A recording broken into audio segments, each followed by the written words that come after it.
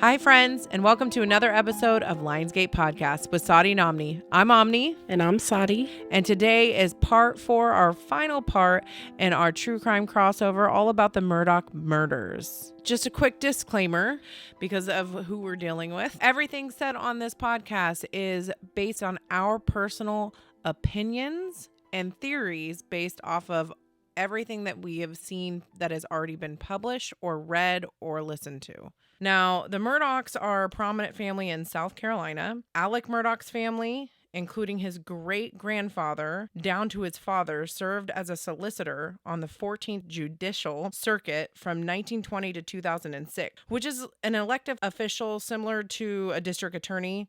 It's very connected to law enforcement. So there's Alec Murdaugh and then Alec's wife, which was Maggie Murdaugh.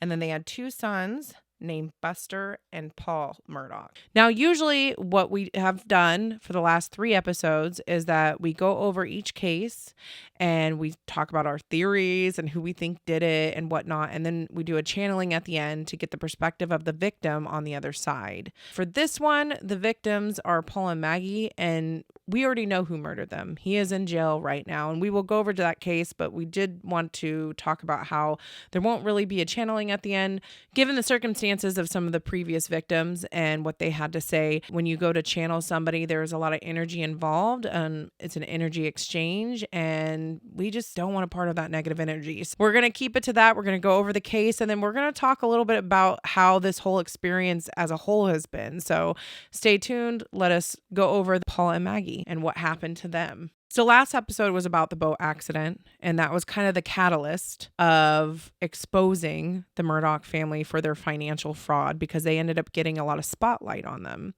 at least for Alec's financial missteps. On June 7th, 2021, 22-year-old Paul Murdaugh and 52-year-old Maggie Murdaugh were found dead at their Moselle property in South Carolina, which was the same property that Gloria Satterfield was murdered at. At 10:07 p.m., Paul's dad, Alec Murdaugh, called 911. So when you listen to the 911 call that Alec puts out, there's a few inconsistencies. I mean, he does seem pretty distraught. It's not like when Maggie called 911 and she just seemed irritated and emotionless. He did seem distraught. And then you get to see the body cam footage of the police getting there, and he does seem upset. Mm-hmm. Well, there was one thing about the 911 call that I thought was weird is, I guess when you call 911, it starts recording a few seconds before the 911 operator answers. Yeah. So there was like dead silence. You could hear the dogs barking, but he was completely silent. Alec was. And then as soon as the 911 operator came on, he let it out. He was like, oh, and like freaking out. It goes to show how pathological he is in his demeanor and everything, like how committed he is to wearing this mask. So in the 911 call, Alec doesn't even express that he's scared that there's a killer there. And for me, if I come to a murder scene, I would probably take off knowing that they were dead. It took the cop that got there to clear the scene 1 minute. 1 minute to clear the entire scene to be like, yeah, they're dead. There's nobody else here. Let's call first responders. So it was very obvious that they had passed away. So if he had approached the scene like that, I would assume any person that wasn't faking it would be scared or at least say something about it. Because then when the police showed up, he did say, but because of the situation, I do have a gun and it's around the corner. Well, we can even back up and go through their day together. Yeah. And how they ended up over there. Maggie wasn't even living at that house. Yeah. She was living at another house because she just didn't like it there anymore. I mean, her housekeeper died there. And she started being called, like, rumored around the area that she was a murderer, like Murderer Maggie or something like that. And she just didn't feel comfortable there anymore. So she was mostly living at a different residence. Yeah, which was also having work done at the time, and they were getting ready for 4th of July. Okay. She was planning on having like a big get together for that. So in the meantime, Alex's dad was very sick and he wasn't expected to make it very much longer. the night before, he called Maggie and begged her, you need to come to the Moselle house and we all need to go out together and see my dad because he might not make it very much longer. And Maggie had talked to one of her friends about that. And she was like, I don't really want to go, but I felt like I need to because I do love his dad. And so she decided to do it against her better judgment. There must have been something within her that was like, man, I don't really want to go. Well, I know at that point in time, some of the interviews I had listened to or watched had said that she and Alec were kind of not on the outs, but she was getting a forensic accountant to look into their accounts at that point because of the boat accident. His accounts were being all reviewed and a lot of fraud was getting exposed at that point. Yeah, that day that he went to work, he was actually confronted by one of his co-workers about the money not lining up. Yep. So he knew that he was going down for that shit. Oh, yeah. And forensic accountants, just so y'all know, are $500 an hour. They're not cheap. If you get one, it's because you already know there's fraud. You just have to prove it. And there could have been other things too. I mean, he was obviously on drugs, which he has admitted that over and over again. He also has charges against him for trafficking methamphetamines. Oh, I didn't know he actually got charged with it. Well, I know his cousin Eddie did, which we're going to talk about later, and he was involved in that. Cousin Eddie. We'll talk about him later. But yeah, so there was a lot pressing down on him financially. And then Paul wasn't living there anymore either. Right. So he had also called Paul the day before and told him the same story that he told Maggie to get both of them at that house that night. Yeah. That sounds like premeditation to me. Absolutely. For sure. And then why didn't he call Buster? Right. He didn't want Buster to be there. He wanted Paul and Maggie to be there. So I think there's something there as well. At that point, that's when Gloria Satterfield case was, her case hadn't been tried or anything, but that's when the boys were like, hey, we haven't gotten any money, and he started getting pressure from that as well. So it was all just like this big catalyst of all of his stuff that he had done. Like, maybe Maggie was just tired of his shit. Yeah. You know, he's on drugs. It could have been meth. He said that it was opiates. So he's on drugs. He's financially just being looked at in so many different ways. And he's keeping it from her because remember, Paul's girlfriend said that Paul had to help him detox and they were too scared to tell Maggie. Yeah, there's a lot going on. And I don't blame Maggie for not wanting to be around. Yeah. Also that day, he had taken Paul out to shoot guns and they videotaped it. Yeah. And so that's proof right there. They have video time stamped of him shooting a gun. So later, if they tested his hands for gun residue and they found any, then he could use that as an excuse. Yep. So all fucking day, this guy is hanging out with his kid knowing he's going to be murdered later. Yeah, and it really does seem like a last-ditch effort to spend the last day with his son. That's It's so disgusting. fucking sad. Yeah. So they go in and eat at the house, and they brought him back together to see his dad, but then he doesn't take them to see his dad. Yeah, so that part doesn't make sense either. Yeah. So they all had a family dinner together. And then the reason why they were there was to go see his dad. And then he left to go visit his dad and left them down at the kennels. So right there, that doesn't make any sense. That's the whole reason why they were there. Right. If he wasn't involved in the killing, why wouldn't he take them with him? Exactly. Because his mom had dementia and then his dad had cancer. And so his dad was on his last leg, and he told their caretaker later on, if anybody asks how long I was over at the house, tell them 45 minutes. Right. And the caretaker was like, that's not true. He was there for maybe 20 Yeah. at the most. And another thing is how many times he changed his clothes. The part that really gets me is that in the videos where he was with Paul, he was wearing one outfit. And then when he went to visit his dad and saw the caretaker, he was wearing a different outfit. They had another person that worked for them, kind of like Gloria. She was originally a person that worked at the courthouse with Alec. And then he's like, I need somebody to help Maggie out with the boys. But her and Maggie ended up being really close. And they would talk every day. The food that they ate, their last supper, she made for them. Oh, that's her testimony was really crucial because she talked about how Alec was very finicky about the way he looked. He liked his collars folded a certain way, his clothes folded and put away a certain way. He was very particular psycho, Right. kind of a red flag there, or an MO there. She talked about how when Alec was getting ready that morning, how he was just, his hair was a mess, his clothes were a mess, and his collar was messed up. And she had to go fix it. And she goes, come here. And he's like, all right, B. He called her B. I'll see you later. And he left. Oh, yeah. He tried to basically Jedi mind trick her, I guess, and be like, hey, you remember the shirt I was wearing today? It was this. And she was like, no, I fixed your collar. I remember what shirt you're wearing, and it wasn't that. Yeah, because he tried to say it was a shirt that didn't have a collar on it. He changed his clothes 3 different times that day. So he had on one outfit when he was with Paul shooting the guns. And then he had on, I think, another outfit when he went to visit his father. And then when he called 911, he had on a t-shirt and shorts. Yeah. And it was a white t-shirt. And he had told the police that he arrived on the scene, saw Paul and Maggie dead, and he rushed over to them and checked their pulse. And both of them were gone. Yet there's no blood on any of his clothes or his hands. Exactly. It leads me to believe that he killed them. Yeah. And then took a shower, cleaned up, changed his clothes. And his shirt was kind of wrinkly. He just looked thrown together. Yeah. And like he quickly just threw something else on. Exactly. And it kind of matches how part of the Stephen Smith case, when his shirt was taken off and his shirt was changed, almost like he knew how to get rid of evidence. Yep. And then when the police arrived on scene, he's like, I have a gun around back because of what happened. And he was sobbing when he came up, and he gets in the car and they're like, well, walk us through what happened. And he's like, well, I went up to my mom and dad's house, and then I went back to the house and I fell asleep on the couch. Try to play it like he was never there. But the key piece of evidence that proved that he was absolutely lying, and he admitted to lying, was he say to the judge, oh, what a tangled web we weave. Because of this lie. Yeah. He said that he was back at the house. He never came to the kennels.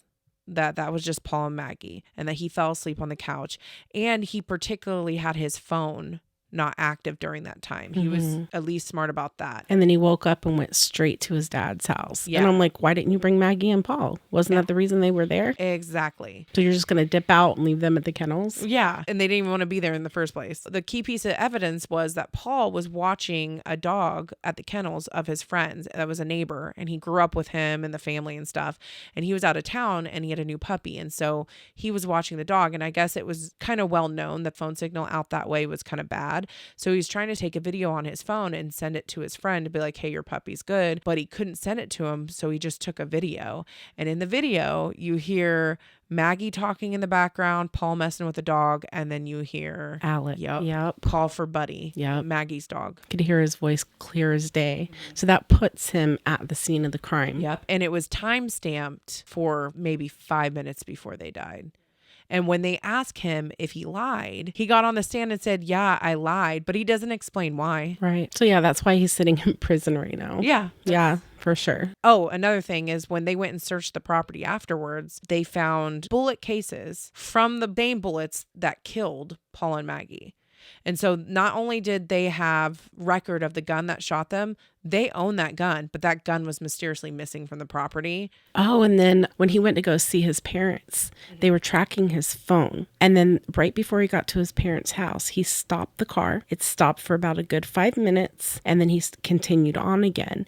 And when they asked him why, he said he dropped his phone down the seat. So he had to pull over and grab his phone, and it was stuck between the seats. But they theorized that that's probably where he dropped the guns. Oh, it was on Mandy's podcast. She talked about, in case you haven't listened to previous episodes, she does a very forensic, detailed podcast on these cases. It's from a court's perspective. So it's like case file, and she's an investigative reporter. So it's very by the book, and it's in order and stuff. So if you're interested in that, go check her out. She's awesome. But she talked about how they were looking through that part of the woods and they didn't know why. That's why. But also they found Maggie's phone down the road too, down the street. I didn't know that part. Yeah, they found it the next day. So part of me is like, was he trying to figure out where to toss her phone? Because he didn't turn it off. They had to find my iPhone and it was down the street. Why was it down the street? That's weird. It should either be at the house or with her. And Paul's phone was by his body. And Alec had said when he first talked to the cops, I tried to pick up Paul's phone and do something with that, but then I put it down real quick. It just seemed like a weird thing to say. Them getting the passcode to his phone and cracking it open is what broke that case. Yeah. I mean, he was really trying. It felt like the OJ case, like the glove doesn't fit, when they were talking about that there was 2 different guns. Yeah. So it had to been two different shooters. Yes. But I'm like, he is an avid gun owner. He shoots all the time. He's an attorney, and his whole family is connected to the law. And all these previous murders. And if you have two different guns, he knows that that's going to make it look like there was two other people. So that would make sense. Even shot from different perspectives. So they theorized that one of them should have been pretty short. So he even shot one of them on his knees to make it look like it was from somebody short. Trigger warning, but Paul's brains were blown out of the back of his head. How could you do that? To your baby. And one of the jurors wasn't going to convict him because she couldn't wrap it around her head that somebody could kill their kid like that or kill family like that. I mean, it does happen quite often. Yeah. And the first time around, she said not guilty because she couldn't believe it. Couldn't even believe that. But the second time it was unanimous. Right. Guilty. And that's why I've been channeling the victims at the end of each one of these. You know, I was on the fence about it. And that's why I didn't want to channel Maggie and Paul. Today, it's so brutal the way that they were taken from this earth. And right now, I'm just not feeling tapping into that type of energy. Yeah, that's 1,000% okay. And also, we know who killed them. Yeah. He's in prison. After the initial crime was committed, he and Buster were out going to vacations and doing all this stuff that didn't seem like they were grieving. I can't speak for Buster. This was just speculation from some of the attorneys. Oh, the other part was basically when there's any kind of crime like that, any kind of murder, there is specific companies that come and clean the mess up, right? They're trained, they're certified, whatnot. Right. And these services were offered to the Murdaughs and they declined it, which was very odd behavior. And Randy took the stand, which is Alec's brother, and he was asked, like, did you clean up the crime scene? And he goes, yeah, I felt like I owed that to Paul and da. And it just seemed very suspicious why he would. That does sound suspicious. Yes. Why would you? Especially you have all that money and then you don't want to pay the $1,000 or whatever it is to have a crew come out and clean it up to see your nephew. You want to see your nephew with the back of his head blown off. Like, that doesn't make sense either. Yeah, that was definitely, they were probably moving the guns or doing whatever. Yeah, that's suspicious. And he also was like, of course, I wanted to make sure it was okay that I did that. So I got the go ahead by, I believe, the sheriff. One of the officers that gave him the okay, which of course it was a Murdaugh person that gave him the go ahead to do that. But the motive there is like, why would he kill Paul and Maggie? Like, why would he feel so much pressure to do so? But I mean, there's a lot of different theories out there and there was a lot going on. Like we talked about in the beginning, everything's falling down on him financially. He's done some dirty shit within his own company and they were starting to realize it and really start investigating him for that. One of the girls at his company that is like really smart, no nonsense, all of that, went to ask him about some of it. First of all, he's really shitty to her. He was like, what do you want now? And she was like, that wasn't inside of his character. And then in the middle of the phone call, he got a call about his dad taking a turn for the worst. And then that whole situation changed. So yeah, she's not going to lean into him when his dad's dying. So she was like, I guess we'll just deal with this another time. But it very much seemed like he was emotionally manipulating people in that sense too. But even with Paul in the boat accident, he was being sued for that. And he was still drinking on boats. He was still throwing parties on boats. He got in trouble for being drunk on the boat. And that looked really bad because they were going over the case and having hearings about him basically causing the murder of Mallory Beach. And so that was another pressure on Alec. And it's become very obvious between all these other episodes we've done before this that Alec needs to be in control of everyone and they do what they're told. Right. And Maggie wasn't even living at the house with him anymore. He was losing control. He was losing control of Maggie and he might have felt like he had lost control of Paul as well. And Paul knew a lot. Yep. The Gloria Satterfield. The Gloria Satterfield thing. You never know what he might have said to his dad out of anger. You know, we don't know what happens behind closed doors. Yeah. And maybe he just got to the point where my wife and my son are going to fuck me over because everything's falling down on me and they're the two people that could really put me away for everything that I've done. So I have to take them out. Yeah. And especially being like on drugs, not in the right mindset, all the stress, all the pressure. And Maggie's getting a forensic accountant to look through their financials. Yeah. That's not for his benefit. That's to figure out what's going on. And Paul being very distraught about Gloria because she was like a nana to him. If you've ever dealt with a narcissist, you know when they start to feel like they've lost control, that's when they go crazy. They spiral. They spiral for sure. He was pretty intelligent about a lot of the way he did it.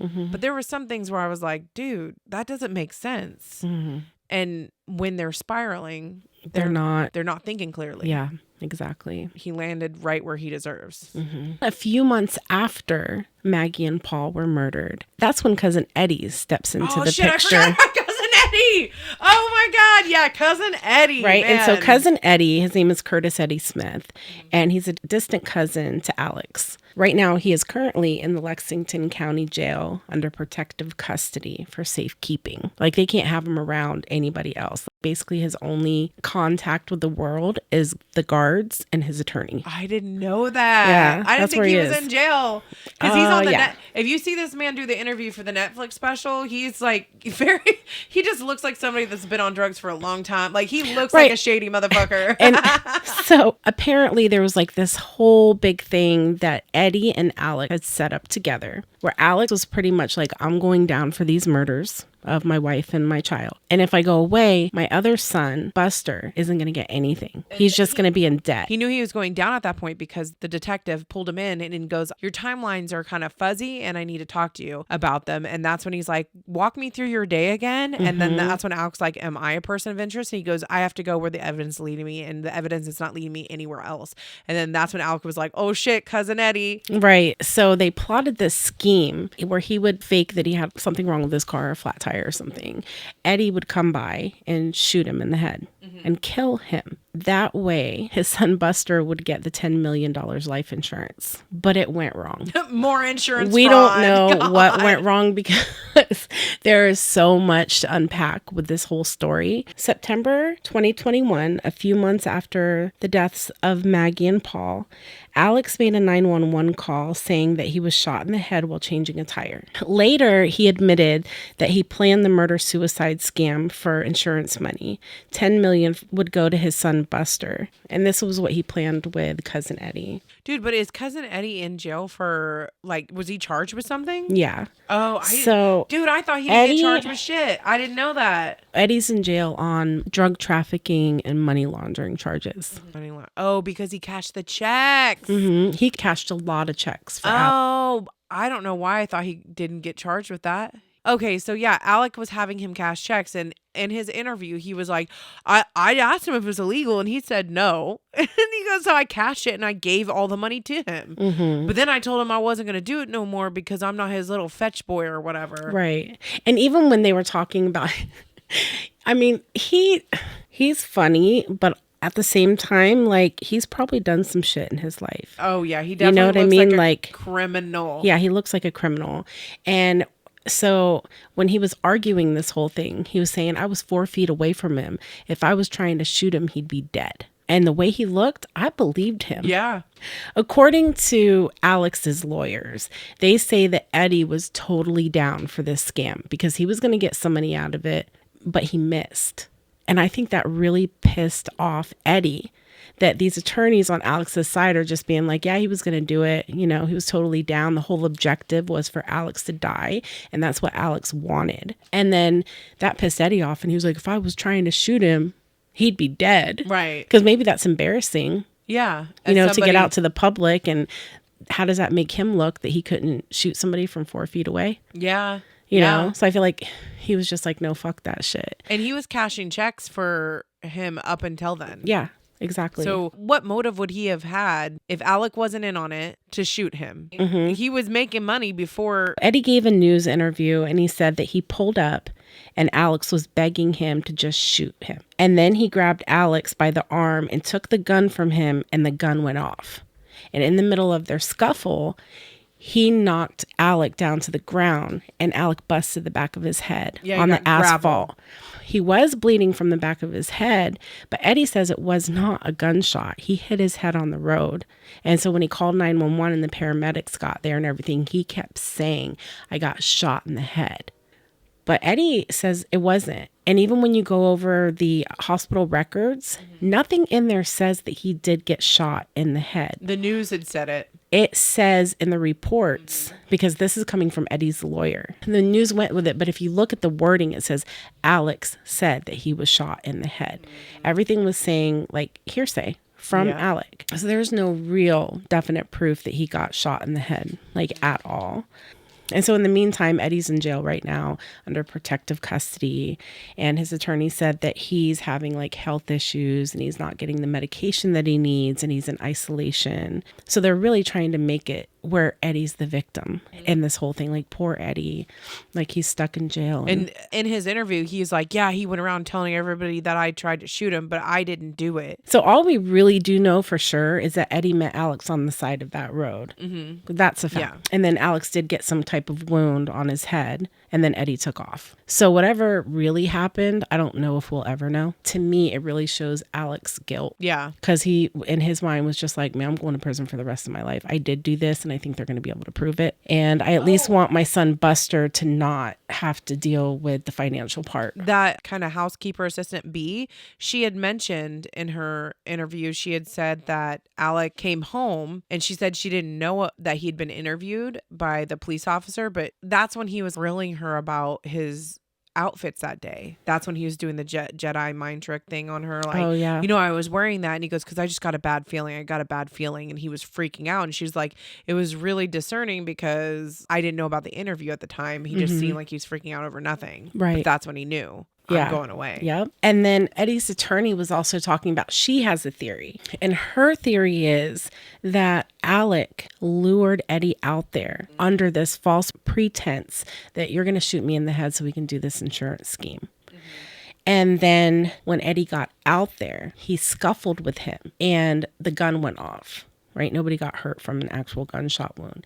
But the attorney is trying to say that she thinks that he was trying to blame everything on Eddie. Like, Eddie shot my wife, Eddie shot my kid, and now he came out here to finish the job. Yep. Which still doesn't make any fucking sense. Like, how the fuck does Eddie know you're going to get a flat tire and just happen to meet you on the road? You know what I mean? Yeah. Like, none of that makes any sense. That does sound like a drug addict's logic, right? It really does. But at the same time, they really did investigate Eddie to see if he could have been a part of Maggie and Paul's death. And he has a solid alibi. He was not there. They checked his phone records, they checked his computer, and he has an alibi that's concrete. Yeah. So Eddie did not do that. But it felt like Alec was trying to pin it on Eddie. One of my theories was researching before, it doesn't connect all the dots at all, but one of them was like, well, it really seems like he was involved in the drug cartel with like the boats and having the landing strip and all that. I wonder if one of the cartel members like went out there and shot Paul and Maggie in front of him, was like, keep your mouth shut. But it doesn't line up. Me and Sahdi talked about it because I was like, maybe this is what happened, but it does not connect. Yeah, but all then the I was dots. thinking that does make sense because he was connected like that. But at the same time, just getting Maggie to come out and getting Paul to come out and just how everything went down and, you know, not taking them to his parents' house. Yeah. He went by himself 5 minutes after they were killed. Right. So it just feels like it was him. Yeah. It doesn't connect all the dots, but in the moment, it was a running theory before all the information processed through, you know? Right. And I mean, it does make me feel better knowing that he is in jail right now. Right. That after everything that Alec has done. And he's going to stay there because he's got 2 life sentences. They're consecutive. And the only person I really feel sorry for in all of this is, of course, the victims. In the episode that we did about Gloria, there were some things that came up in the channeled reading about Maggie and about her relationship with Gloria, but nobody deserves to die. Yeah. And she was a person. She was a mother. I feel bad for Buster too. Yeah. Because his dad's in prison. His mom and his brother are gone. The nanny that raised him is dead. And like how that must feel to just the loss of that. And still trying to love his dad through this. He did interviews and he's like, I don't believe that my dad did this. And people are calling him a killer as well. And he's like, you know, Buster's getting an interview and he asked the lady, has anybody ever accused you of being a murderer? Do you know how that feels? Yeah. The whole thing is tragic. But it's crazy how much there is to every single one of these. The fucking audacity of Alec is just mind-blowing. Yeah. His ego is insane. And just how he must have been raised and the conditioning that he must have had in his mind that he could literally get away with murder and he would be fine. He did several times that we know of. And in the interviews, they talked about how when Alex's dad passes on, the family wouldn't be the same in the sense of the way people behave. It just makes me wonder too, if we did some digging farther down, what were Alex's teenage years like? Right. Did anybody mysteriously come up dead in his circle back then? Yep. Because it just seemed like he started getting sloppy with it. Yeah. I don't know. I'd be interested in doing some deep diving and looking like at his past. Yeah. Because people were saying that lived in the community, cross Alec, you're going to come up missing. What they say, the Murdaugh family makes people disappear. Right. But I'm so glad we did this. Yeah. I mean, it has been a saga. It has. You know, it is a tragedy, and it takes a lot of energy, not just to research and go through, but the channeling of the victims. I do feel good about honoring each of them. Me too. And getting their messages out. I feel that Paul and Maggie, at least their killer is in where he needs to be. But man, it's been a crazy ride though. Yeah. I mean, I just want to thank everybody listening. Thanks for coming on this journey with us. I had a couple people say, I didn't watch any of the series. I didn't watch any of the documentaries because there's a lot of documentaries out. I think 48 Hours, Netflix. There's a lot of different coverage on this. And so even though it's very popular, some people haven't heard of it. I'm hearing about these cases the first time from you, and then I get to hear from the victim. It's really interesting. Well, we've also had a little bit of criticism. Oh, yeah. What? So, wait. You got to tell. This is great. Okay, so you tell them what you posted. Okay, go ahead. Okay, so we had this one lady post, and it was on the Stephen Smith episode, and I channeled him at the end. And if you've been following through, you already know that he kept showing me an image of this little boy, and I was getting like a nephew kind of energy. And at the time, and still today, it doesn't matter how much I research and try to pull up anything on his twin sister, I can't find anything. I can find an Instagram where they have a birthday, and I think Mandy posted that, like, happy birthday to Stephen and Stephanie. Yeah. But I tried to look into her and I couldn't find We both did, especially after that channeling. We both tried to find if she had a kid, because you were like, I don't know. Yeah, I couldn't prove it but that's what I felt. That's what he said. That's how it came through. So I believe in spirit, and what they're telling me is true. Right. But I still felt weird about it because I couldn't prove it. Yeah. Somebody made a comment and they said that we were honky. That was the word they used. And I was like, honky. What is honky? Is that good? I don't know. I don't think it's good. It was not. I don't know Southern dialect. It wasn't good.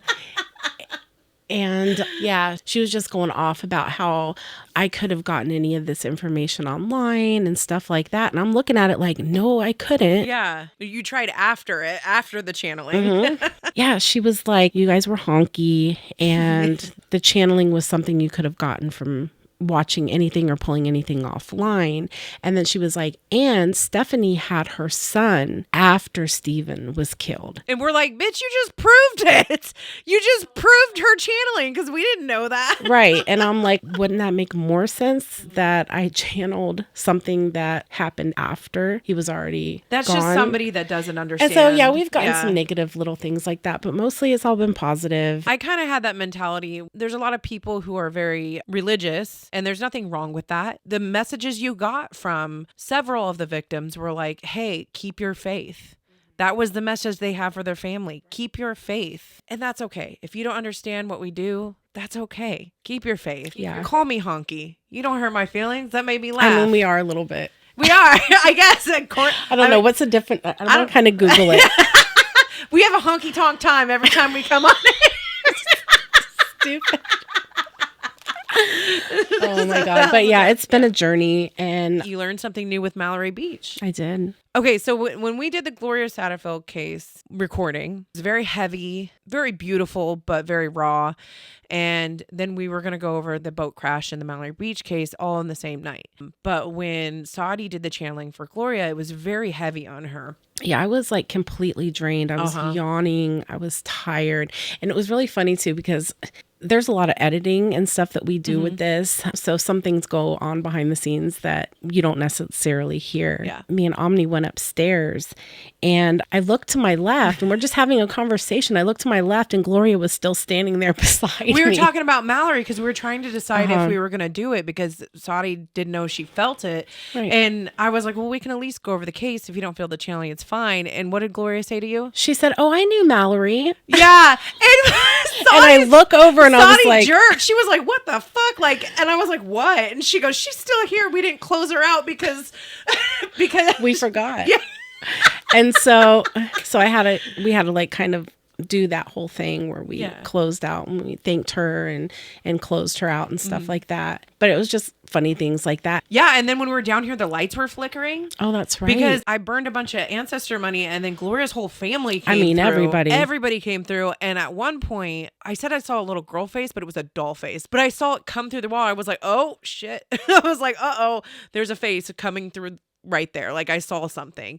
And then we were like, we need to burn some sage. And not that they were bad or anything. They were just saying hi. It was fine. But you know, when you invite a bunch of people over to your house and Yeah. it's like this family reunion and they're only there for like an hour and then you're like, okay, it's time to go. Yep. And they're looking at you like, well, we just got here. Yeah. You know, they're still here. Yeah. In any other situation, especially if I had like the family members here and stuff like that, we could have just kept that going. Right. Because I brought it up then that there was a lot of family members that really had a lot of stuff to say. Yeah. They were introducing themselves and it wasn't the vibe. Yeah. So it was just kind of cute that she was still with us even when we had I know her. stopped the show. She was like, oh yeah, I knew Mallory.